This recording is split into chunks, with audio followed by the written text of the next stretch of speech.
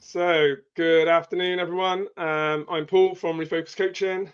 Thanks for tuning in. If you are watching live and you've got any comments or questions, please pop them in for us, and we'll see them pop up hopefully, and we can answer those for you. And this is one of my chats with dads in business about how they manage their energy and their health whilst juggling and all these things and spinning lots of plates. And today I'm joined by Dave. If you want to introduce yourself. Yeah, thanks very much, and thanks very much for the invite, Paul. Really appreciate it. So I'm Dave Alderton. My business is the Accountability Partners. So you'll sort of think of us really almost like as personal trainers, but for business. So we work with single business owners, CEOs, senior leaders, to enable them to really minimise all the distractions and focus on the really important stuff to enable them to sort of achieve their goals. And that's what we do, and that's generally how we help dads and help anybody else in business. Awesome. Yeah, thank you. And yeah, I think it's a really important area to have someone help you actually. And as a coach who helps people make changes and implement changes in their habits for their health, a big part of it is the ongoing accountability. It's the not only recognizing that there needs to be some sort of change and helping implement the change, but it's then how do you actually keep that going and maintain it? And accountability is one of the really biggest parts of it.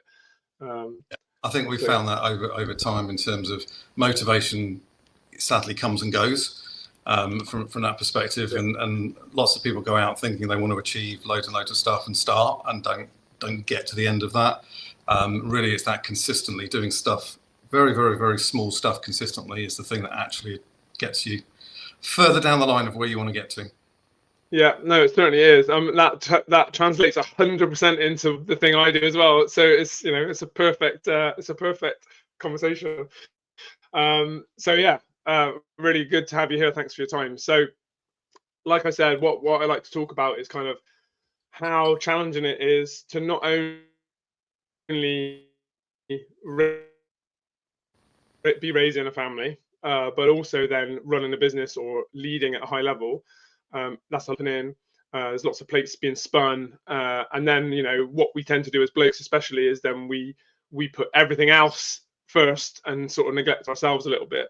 So I guess my first sort of question for you really is that is there any area over the past few years when you've been doing all this stuff and managing all those things where you've either had to work on yourself in terms of your health or your energy levels, or any sort of major shifts you've had to make that have really helped improve that for you? Yeah, I think the thing is for us all, anybody that runs a small business, anyone that's in a position of seniority, the loneliness and stress are the two biggest things, and therefore underpinning all of that really is the time and time management. So if you can get that right and get that nailed and focus on the right things, then you have the ability to go to the gym, go for the walk, go and be able to switch off. And I think the biggest challenge for all of us is, how do we switch off? How do we then park whatever we've got at the door and go and enjoy the family time, enjoy the kids' time, without sort of like constantly letting your mind wander? And I think that's definitely one of the hardest points. And I think that's the most difficult thing for me, is to try and segment that and understand that that's work and that's home. And when I was employed, when I was in corporate world, it was relatively straightforward because you have that structure. Yeah, as a single business owner or someone like that, it becomes very, very difficult because that line blurs very easily. Yeah. I mean, you're absolutely right. And I've only been fully in my business for a year. I did it part-time outside of my other career to start with, which had its own difficulties, obviously, with time. So when I jumped in fully, I thought, well, I'm going to have all the time in the world.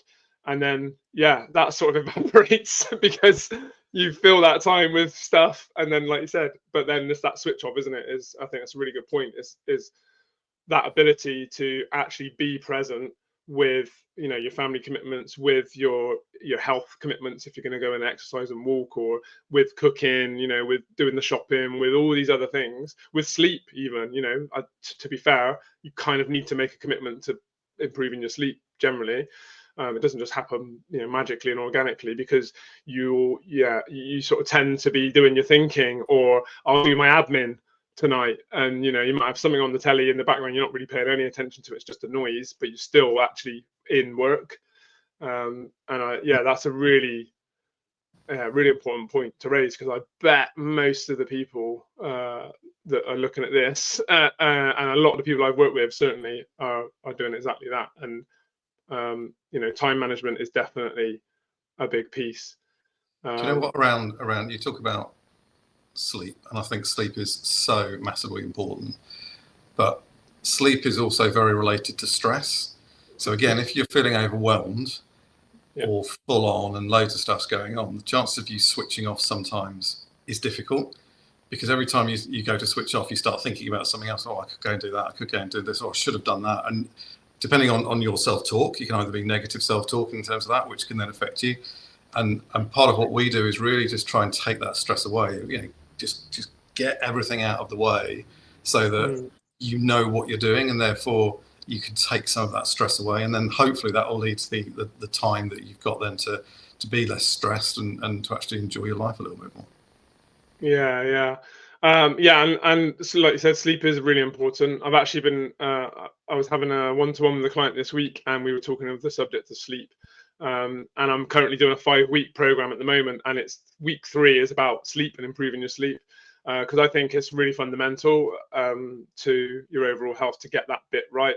It's one of my 4 pillars, with nutrition, movement, sleep, and then mindset and sort of organization being the other one. And like you said about it, being stress related to inadequate sleep or poor quality of sleep, it's a huge factor. And then actually, when you look at what happens in your sleep cycle, the waking up phase actually requires cortisol, which is the main stress hormone, and it requires adrenaline to wake up. So if you think about someone who's highly stressed, especially if it's consistently over days and days and days, going to sleep's really difficult, because those hormones are suppressing the ones that encourage you to go to sleep. Then your mind's busy and you're hot and bothered and annoyed, and all these other things are going on. So yeah, it's a tricky one to get right. So have you sort of came around to that sleep part quite quickly by yourself? Have you had troubles with that in the past, and you've had to work on that? Yeah, I mean, so talking about like family, so I've got a 14-year-old boy and an 11-year-old girl. So we're in the middle of, as we sort of said, teenage angst. My little girl started secondary school, so there's quite a lot of things going on. So I'm slightly further on in my business journey than you. So I've been in my business for 3 years. So like everybody going through the entrepreneurial roller coaster, the constant ups and downs, and what if I do this? What if I do that? And I think all of it, no matter where you are and what you do, it all contributes to this pot of stuff going on. And that's the thing that for me is sleep's the difficult thing. And the problem is that after I think you get into a vicious cycle with it.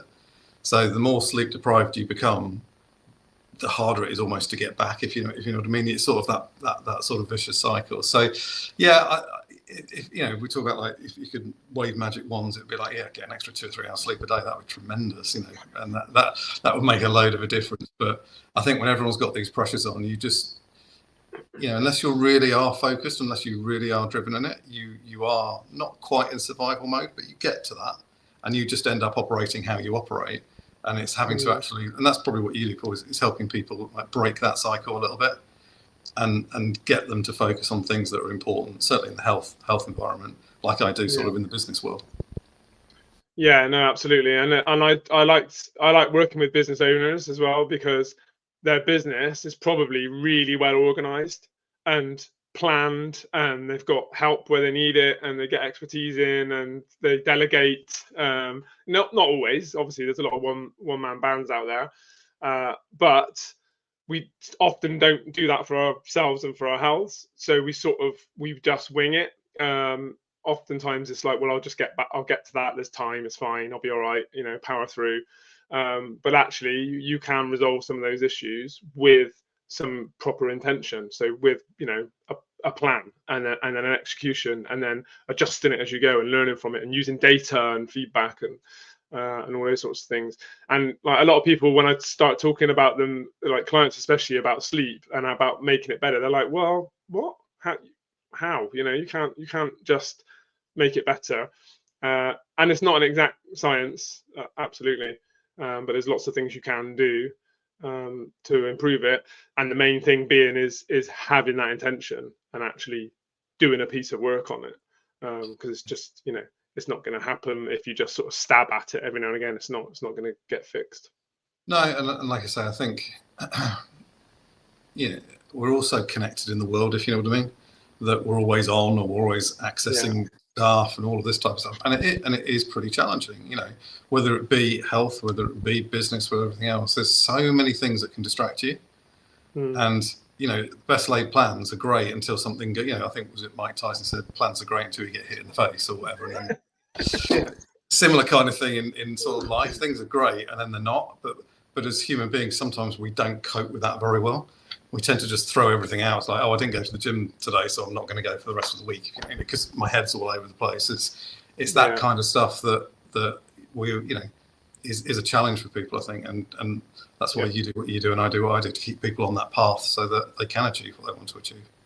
Yeah, definitely. Yeah, and you're right. I think our body and our mind isn't necessarily built for the world that we've created for ourselves. So we are massively overstimulated all of the time.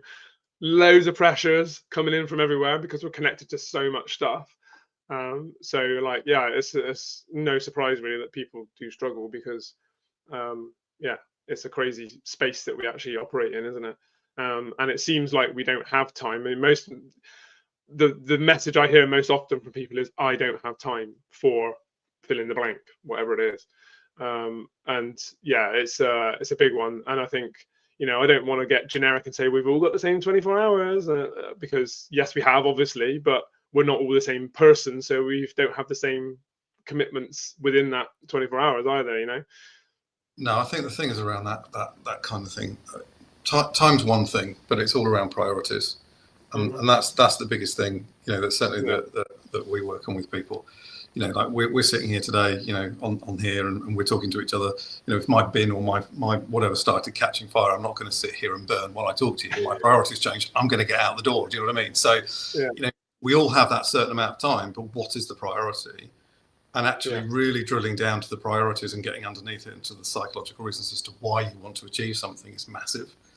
Because therefore it can strip away some of the distractions if you can go right. And the one thing that we do, and I don't know how you work, but we work with people weekly.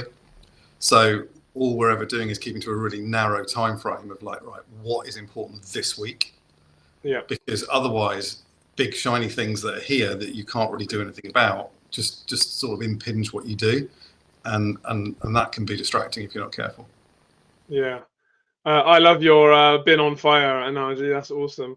So a lot of people I actually end up working with, their bin's on fire. So they sort of let the crisis sort of creep up on them over years, and it doesn't suddenly happen.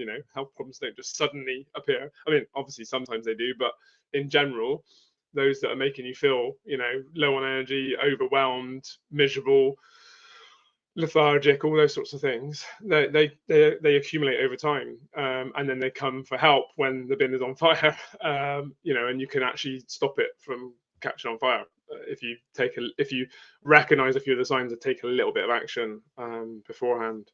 It's interesting you say that around the sort of lethargicness, and I think I've definitely struggled with that over a period of time. But for me, what I've recognized it's a lack of clarity. So some of the best times I've had in my sort of like business owner life, if you know what I mean, when I'm fully, I know what I'm doing, I know where I'm going, and I might be running off in completely the wrong direction, and I'll sort it out later if you know what I mean, but I'm focused and I know where I'm going. The worst times for me are that almost feels like I'm standing in treacle, and I'm like, I could go this way, I could go that way, I could do this, I could do that, and then you just feel like you're not doing anything. You end up procrastinating all the time, you don't do anything, and therefore that affects you mentally and physically, and then you sort of like second guess yourself, and then you just get yourself wrapped up. And I think that's a similar type of thing from an energy point of view. I think when you're really clear on something, that almost gives you energy, and when you're unclear, I think it really can hold you back if you're not careful. Yeah. So what do you think that's down to then, to get that right? Do you think, is it down to planning? Is it down to how you feed yourself and look after yourself? What is it? I think it's a mix of everything. From an energy point of view, it's definitely sleep and food from a physical perspective. From a mental perspective, it's being ultra clear on what you want. And I go through this with some of my clients, but people talk about goals, and almost I roll my eyes every time I hear someone go, "Oh, should we do some goals?" Because most of the time they're useless. They're just things on a piece of paper. What I try and do with my clients is really get under the skin of it and try and get to the psychological reasons as to why they want to do it. What is important to them? What is the thing that's actually going to go, yeah, do you know what? No matter what's happening outside of my bubble, that's really important to me. And the other really interesting thing around goals and that kind of stuff is around being the person you've got to become. Because if you think about any kind of change that you're going to make, so whether that be in health or fitness or anything like that, or in business, in order for you to achieve that, you've got to do change, because otherwise you'd already be doing it, if that makes sense. You've got to make some positive action of change. Yeah. So you have to almost think like, what type of person have I got to become to achieve that? So if I'm talking about like losing weight or going to the gym more, I've got to sit there and go, right, for me, because I'm not super like on it with nutrition, I probably have to record all my food or do a food diary. I probably need to go to the gym 3 times a week. And so you can list all these things out, but then you've got to look at yourself and go, can I commit to that? And be honest with yourself and go, am I going to log that every day? Am I going to go to the gym 3 times a week, even if it's raining? And if you can't say yes to it, then what you've actually got is a wish, not a goal. Yeah. And it's really important to try and catch your wishes. And the wishes are fine because you can still work towards them, but you've really got to get your goal clear and defined. And I think that's what then starts to drive and create that energy for you. Yeah, that's beautiful. Yeah, I like that a lot. That you've got a wish and not a goal. If you can't realistically achieve the things you set. When I start working with someone, that's what we do. I sort of, as part of the preamble before a consultation, I'll ask them what their goal is, and it's usually some sort of number or something, a clothing size, a weight on a scale or something. So nowadays there are a few, because I'm obviously having conversations with people. Some will say they want more energy for playing with the kids, or they want better energy at work. That's starting to happen a bit more now because of the conversations that I'm having typically. But that first piece is right. What does that actually really mean? What's that number actually going to feel like? How are you going to feel when you get to that number and start to really break it down?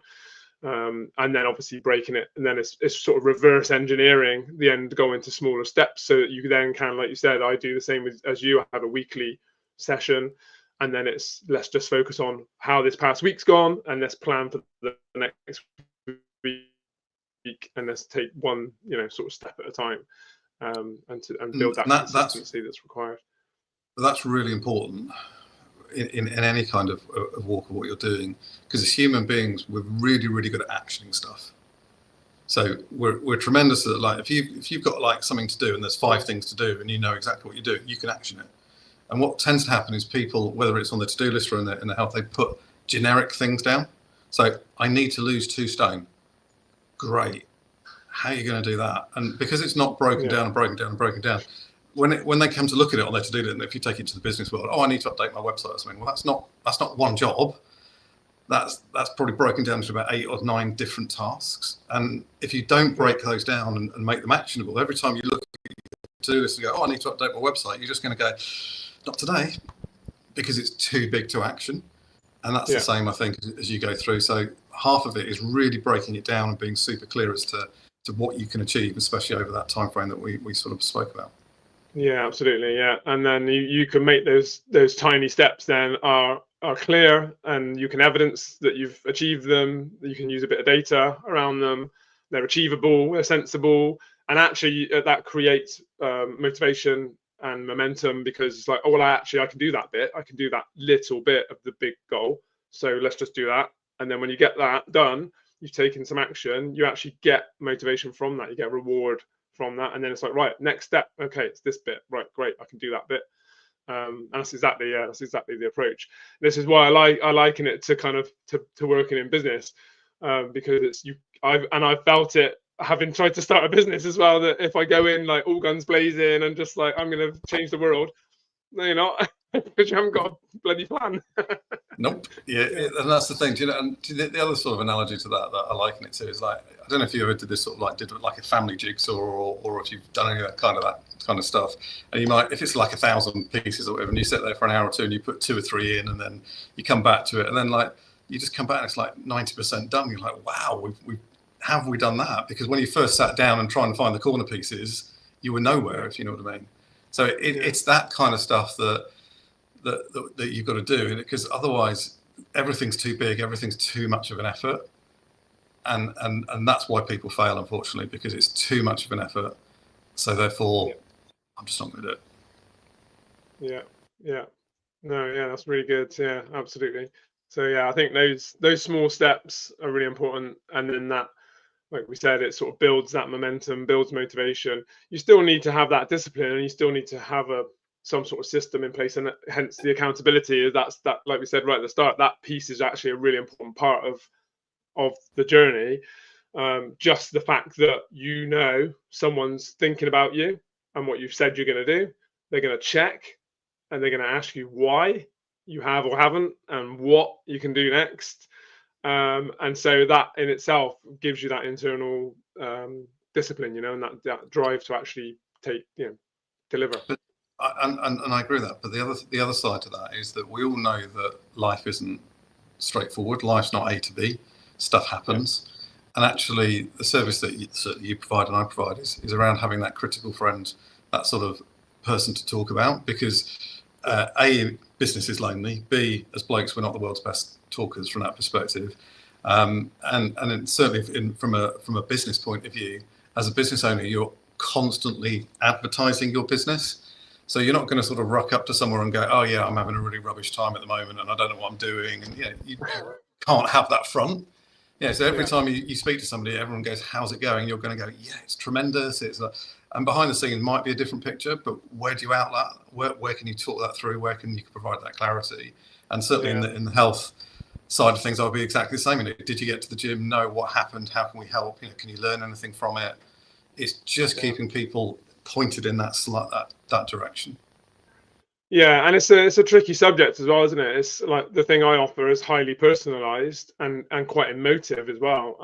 And so, I can't just rock up in someone's inbox and go, hi, you look like you're overweight. You need my help. What's going on? Here's my price. Let's set up a call. Doesn't work like that. So, and what I actually want to try and do is help people improve their lot in various ways, So generally I come at it from an angle of have better energy through understanding what your nutrition can do for you and making small changes. It's not a wholesale change. It's not a get rid of your favorites, never eat your chocolate or drink your wine again. It's about what are we doing, how are your systems working right now, and what's the outcome, how are you feeling, and where can we make some little changes that are going to actually bring you a much better outcome and make you feel better. That's kind of how I roll. So yeah, it's a tricky one because most people's generic health goals are lose weight, maybe find more energy, but generally it's about that avoiding diabetes, or it's a weight kind of thing. So it's a really tricky one to approach, even from somebody who's sort of struggling. And that's, like I said earlier, why people come to me at crisis point, because it's either the doctor's told them you've got to do something now, or they've I don't know, suffered a fall or had palpitations or a minor heart attack or something's happened, and they're like, shit, like I've really got to do something now. So yeah, it's really tricky. It's a fine line, isn't it, of them recognizing that they might need a bit of help, and then finding someone that they can actually use to get that little bit of help, and understand that it's not actually really hard work. It's more hard work in here maybe than it is than they might think. I think you're right. I think the thing is around both what we do is they're trust-based services from that perspective. I started out thinking that I would do business coaching and really hated it from that perspective. What I found was, I'm not going to be the expert in every single person's business because I've not worked in them all. So as a business coach, how can I tell you how to run your business? So what I found was actually, do you know what? I can deal with the individual and make them the best versions of themselves.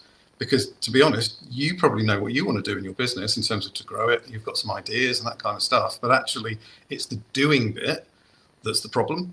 Because we've all, and we talked about being connected earlier on, and I think there's it's really changed over the last 15, 20 years. It's not that we don't have information. You can certainly from my sort of niche, you can go and read 1,000,001 productivity and accountability books. You can watch as many YouTube videos as you want.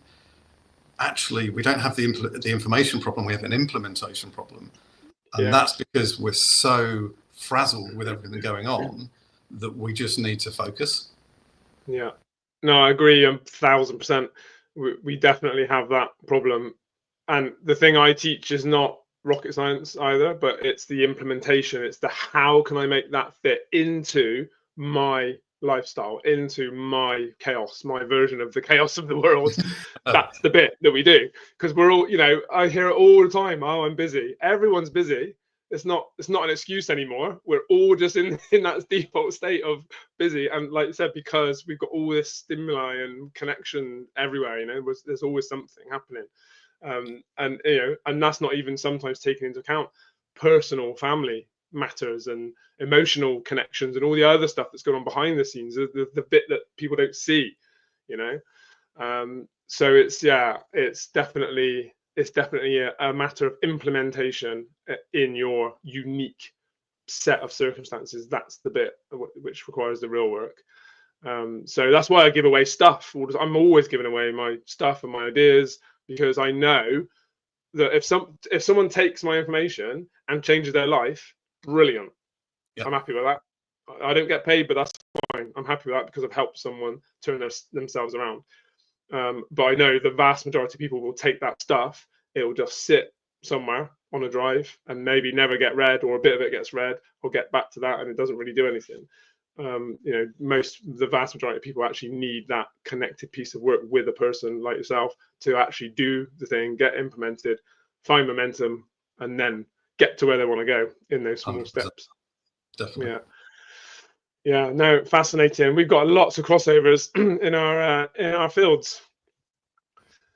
So I wanted to ask you, in terms of looking at, your sort of energy and your health in terms of managing your family and your business, is there any sort of book or system or person or influence or something that's kind of really stands out for you that has helped sort of shape things for you? I think so. There's a few people that I think from a different aspects of it. So I don't know whether have you heard of Jim Rohn? Rings a bell, yeah. So ROAN. So Jim Rohn is an interesting, is an American guy. I think he's died now, but all about personal development, and that's a really interesting one to listen to. Just about taking responsibility for your actions and all the rest of it. You take it into what you do. No one's forcing you to eat what you eat. No one's forcing you not to do X, Y, and Z. And it's taking that ultimate responsibility for your actions. So that's a really good one. I think from a mindset point of view, David Goggins, if you've listened to his stuff or read his stuff, slight freak of nature, I think, on that one, but unbelievable sort of mindset and how powerful the mind can be. So I think that from a personal development mindset, those two, and then from a business point of view, I suppose I like reading lots of books, but Alex Hormozi on sort of sales and marketing is quite a good one if you've not sort of delved into his stuff. Some of that's quite good. But in terms of energy, it is literally the biggest thing. If I could give any advice to anybody about anything, is respecting your time and actually having that boundary and saying, you know what, I'm worth 1 hour, 2 hours, 20 minutes, 6 hours in the week or whatever. I'm worth that, and actually respecting it. And if you can do that, whether that be for personal development, whether that be for gym, whether it's be to go to the sleep earlier, whatever, it's about saying out of the 168 hours I think we've got in the week, I deserve some of them, and actually allowing yourself that time. And I think if I could go back in my journey, I'd probably keep those boundaries a lot more and go, yes, I'm still going to give to my family, I'm still going to give to my work and everything else, but I have to give to me. Yeah. So they're definitely the things that that I think would help me back in the past, if that makes sense. Yeah, no, that's a really good answer. Yeah, and I think that's a bit of what I do, is kind of trying to get guys to actually reprioritize thinking about themselves first sometimes. And like you just said, it doesn't take a lot. We've got a lot of hours in the week, and so to just put some aside for you is not too much to ask, really. It shouldn't be, but it's amazing how many of us don't do it. So there's obviously reasons for it, and we feel that we don't have the time, and sometimes that's true, and sometimes it's just the fact that we're probably not respecting ourselves enough to go, do you know what, I'll take that hour and I'll go and do something for me or whatever. Yeah, no, absolutely. And to your point as well, about you not being forced to do anything. So I quite often talk about the food on your plate doesn't jump off and into your mouth. You decide to pick it up and put it in. So a lot of what I do in terms of certainly nutrition is just simply looking at size of portions and making decisions around what you're going to actually put into your body, and how it's going to serve you, essentially, is what I kind of look at. And coming from the point of view of not just enabling you to lose weight, but actually just to enhance the health of your body and to deliver good quality nutrients to your body so that you have the best possible output. So yeah, I think they're all really linked together, these things. That's why I've got my 4 pillars, because if you do a little bit of work what I tend to do is find the weakest spot and work on that first, and then they all sort of start coming up together, and then you do a little bit of work on each one, and the whole of you just lifts, and you just feel like a completely different animal if you approach it in that way. So I want to ask as well then, again, in terms of kind of your health and your energy levels, and this could be related to how you sleep, how you eat, whatever. Have you got a set of kind of non-negotiables that you adhere to every day, that either that you try to adhere to and maybe don't hit all the time, or that you 100% nail every day? Short answer to that is no, and I think that's sort of feeds back to probably what I said before, is that I still, and I probably it's that respecting your time thing. So all my driving force almost every day is just, how can I genuinely help people? Do I have something that say, right, I'm going to go to the gym and I'm going to do this? No, and I know that for me, probably moving into 2025, that's definitely an area I need to look at, because I think you can just get so swallowed up if you're not careful. But I'd love to be able to say, yeah, I get up at 6 every morning, I go to the gym. And no, I don't. But it's definitely something that I want to do. But no, nothing for me at the moment in terms of daily non-negotiables. Okay. Yeah, interesting. Yeah. And I think it's sometimes they come about because there's a need, obviously, in which case that's great. And sometimes you might accidentally find something that just think, oh, I feel so much better having done this thing. Maybe I should try it again. And then you might create a system or a routine. So it sounds like you've probably got naturally built yourself a pretty stable routine, and therefore you don't have that need to kind of go and find a thing to put in there. No, not, and it's very bizarre. Like in business life, definitely. So there's definitely non-negotiables in that. In personal health and fitness, no.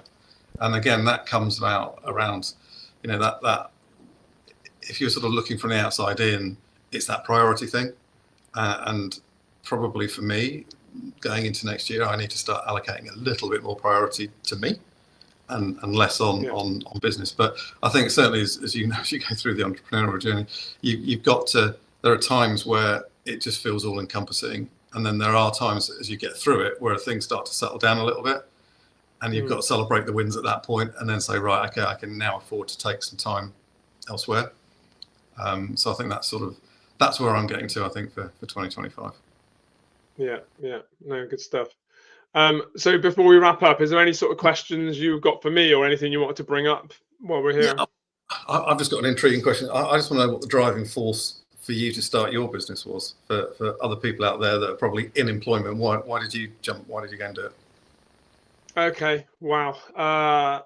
So it's quite a long story, but I in my late 30s, I was obese, terrible relationship with food, no exercise, terrible posture. I was just work for a company that, you know, I was making them lots of money, and I had a decent job and was doing all right, but I was like full tilt into that, and I let my health go to absolute pot. And at that time, I wasn't a father, luckily, although I did split from a long-term relationship.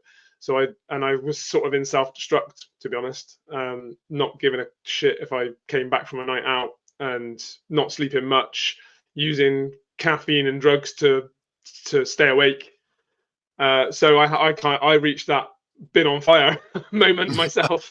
And it was like, all right, okay, this fire is either going to burn out and I'm gone, or I got to do something about it. So I had a big escape moment. Literally sold everything I owned, kept a few things in a storage facility, and I left my career of many years in the tech sector, and I went off traveling the world for a year when I was 36, which was an unusual thing to do. But yeah, it totally saved me basically, and I was into rugby in my younger years, so I wanted to go rugby nations. So I did a bit of Asia, and then I went rugby nations. I ended up in Fiji, and I went for 2 weeks and stayed for 6 months. It was amazing. I worked on some projects out there and met loads of cool people. And yeah, when I came back after that year, I was a completely changed human. So I'd lost 6 stone in weight, had a totally different outlook and mindset in terms of how to fuel my body and how my body feels now, not in the state that it was. And then at that point I came back and I didn't want to go back into the IT career. So I took a total shift. I ended up working in university operations, doing something completely different, and just had a new life really. And then fell in love, had a child. And then at that point, again, when I had a child, I was still a little bit squishy around the middle. And I was like, I could probably still be a bit of a better version of myself. So then I started getting into fitness and then studied nutrition. And just, yeah, I found this rock solid mentality in myself to maintain that new state of being. So that's what drove me. I wanted to help other people do that same thing, basically. Not travel the world. I'm not a travel I think everybody would like to travel the world, I think. yeah. So it's a bit extreme. Don't do what I did. But so it's just about that, really. So then I was still in employment with the university. I was quite senior as well. And then I just sort of, after I got my qualifications in nutrition, I was like, oh, I better do something then. So I set up the business, I had a rough plan, did some stuff, pro bono work, got some feedback, then put a sort of generic number plopped out of the air as to how much I'm going to charge, and then charge some people, had good success, and just thought I can do this thing. So I grew it slowly over a few years, part-time, and then had the opportunity last year, almost exactly a year ago today, just 25th of November was my last working day last year, and then went full-time. So, and I did okay, because start of year is usually quite good anyway, because there's lots of people have a goal. So yes. I was known enough and had some referrals that I could, I did all right at the start of the year. But I'm not going to lie, it's been a tough road this year. I've just about kept my nose above water. It's real up and down. I've worked with people who've said, I first saw you 8 months ago. I first saw you 6 months ago. So there's that, like I said earlier, there's this whole warming up phase of like, I am actually able to help you. It's not a horrible process. And you can't, you need to sort of find a point in yourself where you're actually, I need help now, and I'm going to reach out now. So that's the bit I'm learning, is getting, it's talking to people and being able to encourage them to be brave and take action. Do you know what I think? And I think we talked about sort of like the trust services that we sort of offer. It's a very long sales cycle to a certain extent, because people probably, if you think about most things like overweight, all of that kind of stuff, people can live with it for quite a while and are almost got to the point that there has to be a trigger or get to a point at some point. Same with what I do with people being overwhelmed or procrastinating or unfocused or really wanting to drive something in their business. They get to the point where they go, I've got to achieve that this year. Therefore, I need someone to make sure that I do it. that's normally the trigger where they sort of come and go, right, okay, now I'm ready. And that's fine. And that's different to sort of like a transactional kind of service or a transactional product. It's a very different sort of model from that perspective. Yeah, it is. Yeah. So I think, for me, I'm just having lots of conversations. I'm there in the background. People know I'm there. And then, I've had business from referrals because of people that have worked with me and have said to someone else. So, that's positive. But yeah, it's been an interesting one this year, but I'm hell bent on keeping going and helping people as many as I can. So part of what I do locally, so I work with people all around the country, obviously with the coaching, but locally I've set up a strength and fitness session for dads around where I live in a private studio, and I've got like 25 guys on the books who come in on a Sunday morning. And we do strength circuits and things like that, and then I've grown that to a Wednesday morning. So that's really good as well, and it's sort of become a bigger thing by itself because these guys have got another outlet somewhere away from work, away from home, away from all their normal friend groups. They come into that space, it's totally relaxed, everyone's cool, everyone can push as much as or as little as they want to in a session with my support, and there's a load of friendships have happened, and there's this group that's just sort of grown out of nothing, really, accidentally created a community, which is really nice. I'm really enjoying it. So I'm trying to think of ways I can sort of grow, build on that and make that a bit more of a thing, So hopefully next year I can do a bit more with that. Good. Yeah. Cool. Thanks for asking. That was really cool. So I guess we'll wrap up there. So before we go, if anyone does want to find you or know what you're working on at the moment, what's the best thing for them to do? So obviously, the website's probably flashing up at the bottom. You can, I'll give you my mobile number as well. So that's 07356 092290. Either ring me, WhatsApp me, go on the website, whatever. So my 2025, just so you're also like you, I'm looking to build a sort of hands-off course to help people if they just want to get more organised and more structured. And then I want to take that and humanise that into a programme and really drive people through accountability, and then run a community alongside that for all the people that just need to keep on track. And then I've got 4 slots left on my one-to-one coaching, which ideally I'll fill up in early part of New Year, and that's my sort of drive for 2025 really. So obviously that's what I'm trying to work on. Awesome. Yeah, that's really good. We'll be on a bit of a journey together then, so I'll keep checking in with you. I might need your services hopefully next year. I probably need yours as well, mate. So that's fine. Well, there we go. We can sort something out. Definitely. Well, look, really appreciate your time and your input today. It's been fantastic. Thanks very much. No problem at all. Thanks for the invite. Appreciate it. Yeah, cool. Cheers.